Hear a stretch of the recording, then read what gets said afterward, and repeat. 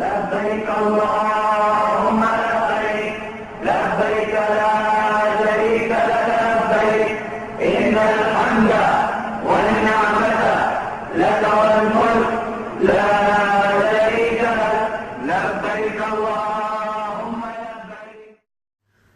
السلام علیکم دوستو. ہر مسلمان کی خواہش ہوتی ہے کہ وہ زیادہ بار نہیں تو کم از کم ایک بار ضرور اپنی زندگی میں اللہ کا گھر دیکھے، جس کے لیے وہ سعودی عرب کا سفر کرتا ہے اور مقدس مقامات کو دیکھ کر اپنی آنکھوں کو ٹھنڈا کرتا ہے۔ اگر آپ سعودی عرب گئے اور بیت اللہ اور مسجد نبوی نہ دیکھی تو آپ سے بدقسمت شخص شاید ہی کوئی ہو۔ اگر آپ طواف کعبہ اور آقا کے دربار پر حاضری دے چکے ہیں تو اس کے بعد میں آج آپ کو 10 ایسی جگہ بتاؤں گا جو دیکھنے سے تعلق رکھتی ہیں اور مقامی باشندوں کے لیے تفریح کا سامان ہیں۔ لیکن اس سے پہلے آپ لوگوں سے درخواست ہے کہ میرے چینل کو سبسکرائب کرنا مت بھولیں تاکہ میری حوصلہ افزائی ہو اور میں آپ کے لیے اچھی ویڈیوز بناؤں۔ القاسم ریجن سعودی عرب کے 13 ریجن میں سے ایک القاسم ہے۔ تقریباً 60,000 مربع کلومیٹر پر مشتمل یہ علاقہ جزیرۃ العرب کا مرکز سمجھا جاتا ہے اور اپنی زرخیزی کی وجہ سے پورے ملک کی کھیتی باڑی کا مرکز ہے۔ یہ علاقہ جدید اور قدیم سیر و سیاحت کے مراکز سے بھرا پڑا ہے، جن میں خوبصورت و تاریخی مساجد، زمانہ قدیم کی عمارات، بازار اور میوزیم شامل ہیں۔ اور لاسٹ بٹ ناٹ لیسٹ یہاں کی کھجوروں کا فیسٹیول ہے جو ہر سال منعقد کیا جاتا ہے۔ طائف مکہ سے قریباً 100 کلومیٹر کے فاصلے پہ واقع یہ شہر سعودی عرب کا گرمیوں میں غیر سرکاری دارالحکومت تصور کیا جاتا ہے۔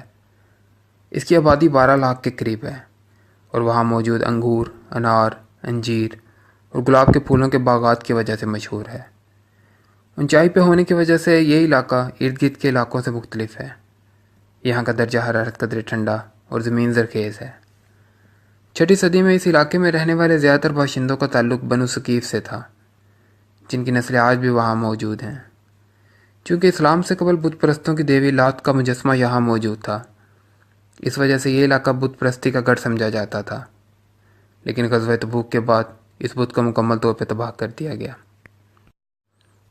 ایج آف دا ورلڈ اگر آپ نے کبھی کاؤ بوائز والی ویسٹرن موویز دیکھی ہوں تو اس میں لاطین امریکہ کے اجاڑ بیابان علاقوں اور سنگلاخ پہاڑوں سے بیا واقف ہوں گے۔ ایسا ہی ایک علاقہ سعودی عرب میں بھی پایا جاتا ہے جسے ایج آف دا ورلڈ کہا جاتا ہے۔ یہ 800 کلومیٹر کے رقبے پر مشتمل جبل تویک کے علاقہ میں واقع ہے اور ریاض سے 96 کلومیٹر کی دوری پہ ہے۔ اس جگہ کھڑے ہو کر آپ کو جو نظارہ ملے گا شاید کہیں اور نہ ملے۔ اللیس اگر آپ کو تیراکی آتی ہے، اسکوبا ڈائیونگ کا بھی شوق رکھتے ہیں تو اللیس سے بہتر کوئی جگہ نہ ملے گی۔ یہ مکہ مکرمہ کے جنوب مغرب میں واقع ایک شہر ہے جو سمندر کے کنارے واقع ہے اور سعودی عرب کی بڑی بندرگاہوں میں سے ایک ہے۔ اسی بندرگاہ سے کشتیاں آپ کو سمندر کے اس حصہ میں لے جاتی ہیں جہاں پانی کم گہرا اور انتہائی شفاف ہے۔ یہاں آپ سمندری حیات کے ساتھ تیر سکتے ہیں اور پانی کے اندر کی دنیا دیکھ سکتے ہیں۔ السعودہ سعودی عرب کی بلند ترین چوٹی جبل سودا کے نام سے مشہور یہ علاقہ سرسبز و شاداب جنگلات، بلند و بالا پہاڑ، خوبصورت وادیوں اور اپنے کالے بادلوں کی وجہ سے مشہور ہے۔ موسم گرما میں سیاحوں کی بڑی تعداد اس علاقے کا رخ کرتی ہے۔ کیمپنگ اور ٹریکنگ کے علاوہ یہاں کیبل کار بھی موجود ہے جو قریباً 1600 میٹر کی بلندی پہ چلتی ہے اور دنیا کی سب سے اونچی کیبل کاروں میں شمار کی جاتی ہے۔ الربع الخالی یا ایمٹی کوارٹرز جزیرۃ العرب کا زیادہ تر حصہ ایک صحرا پر مشتمل ہے جسے الربع الخالی یا ایمٹی کوارٹرز کہا جاتا ہے۔ یہ دنیا کا سب سے بڑا ریت کا صحرا ہے۔ اس کا کل رقبہ 650 اسکوائر کلومیٹر ہے۔ اس کا بڑے ہونے کا اندازہ اس بات سے لگایا جا سکتا ہے کہ اگر فرانس، ہالینڈ اور بیلجیم کو ملایا جائے تو یہ صحرا پھر بھی بڑا ہوگا۔ یہاں ریت کے ٹیلے 250 میٹر بلند ہیں اور بڑے بڑے تیل کے ذخائر بھی اسی ریت کے نیچے موجود ہیں۔ وادی جن مدینہ کے شمال مغرب میں وادی جن واقع ہے جو اپنی طلسماتی قوتوں کی وجہ سے مشہور ہے۔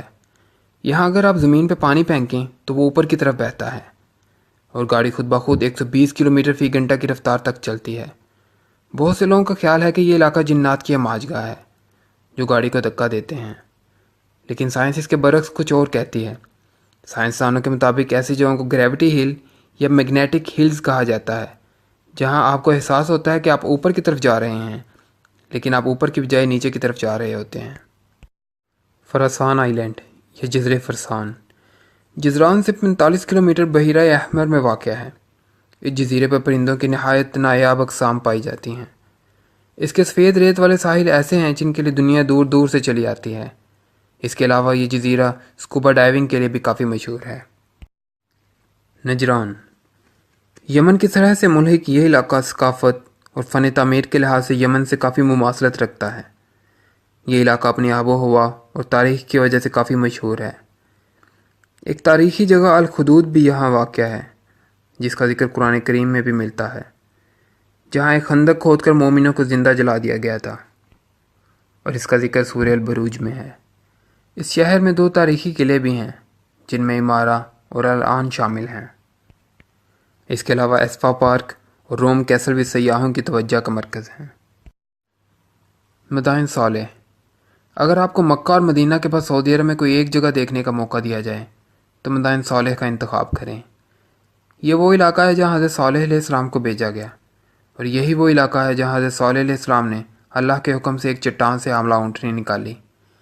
ان لوگوں کا فن تعمیر دیکھنے سے تعلق رکھتا ہے، لیکن یہاں پہ زیادہ دیر نہیں رکنا چاہیے، اور سعودی گورنمنٹ کا بھی حکم ہے کہ کوئی بھی وہاں رات نہیں گزار سکتا، چونکہ یہ ایک ایسی جگہ ہے جہاں اللہ تعالیٰ کا عذاب نازل ہوا تھا۔